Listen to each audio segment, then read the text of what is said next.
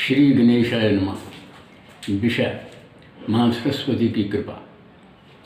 प्राचीन समय की बात है, एक व्यक्ति बहुत ही मूर्ख था और वो इतना मूर्ख था कि जिस पेड़ पर बैठता उसी डाली को काट रहा था। दूसरी तरफ से कुछ विद्वान लोग आ रहे थे। वो राजकुमारी से शास्त्र में विवाद में हार कर निराश होकर लौट रहे थे।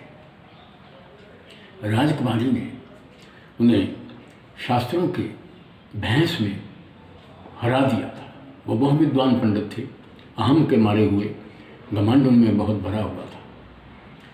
प्राचीन समय में राजा अपने शासन में विद्वानों की, बड़े बड़े विद्वानों की बहस कराते थे, शास्त्र कराते थे। उसी बहस में वो हार कर राजकुमारी से ब्राह्मण जा रहे थे, बहुत विद्वान थे। उन्होंने देखा कि तीसरी बार हमारी हार हुई, क्या किया जाए। इतने में एक बहुत बुद्धिमान ब्राह्मण था। उसने देखा कि ये जो सामने दृश्य दिखाई दे रहा है, पेड़ पर बैठा एक आदमी व्यक्ति उसी डाल को काट रहा है, ये तो बहुत मूर्ख है, महामूर्ख है।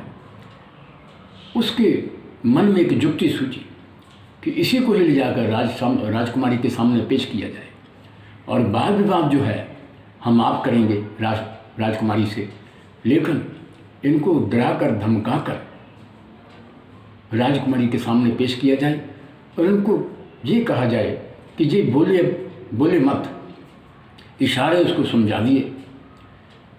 मूर्ख दो चीज़ों से डरता है, भूख और मार। ब्राह्मणों ने क्या किया, उसको लेकर राजकुमारी के सामने चले गए।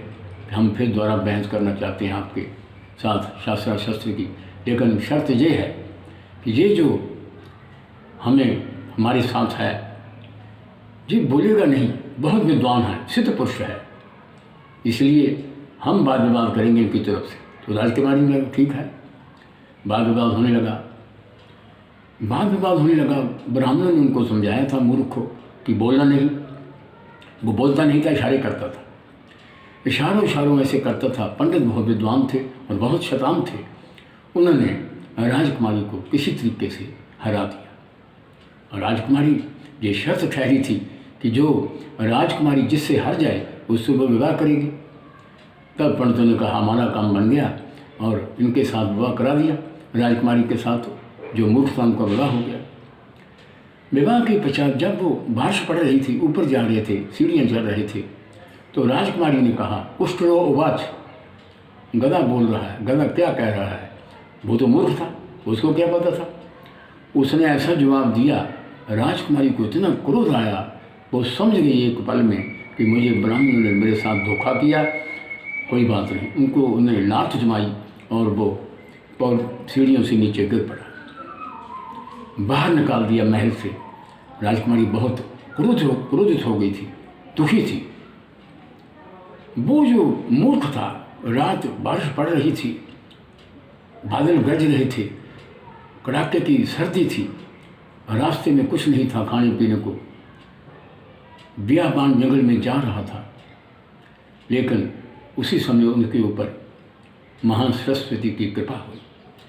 उसके सभी ग्रह खराब थे, लेकिन सरस्वती की कृपा से वो महाकवि बना। कैसे बना? रास्ते में मंदिर के पास वो रुका और मंदिर में बैठकर सारी रात वहाँ पर सोया रहा और कुछ नहीं कहा उसने, न उसको आता था कुछ मंत्र। सरस्वती माँ उनके चरणों में वो पड़ा रहा।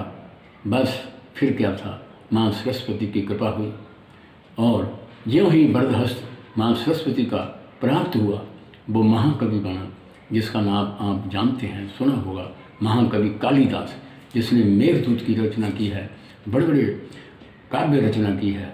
इसलिए जब माँ सरस्वती की कृपा होती है तो सभी ग्रह अपने आप स्वयं ही ठीक हो जाते हैं।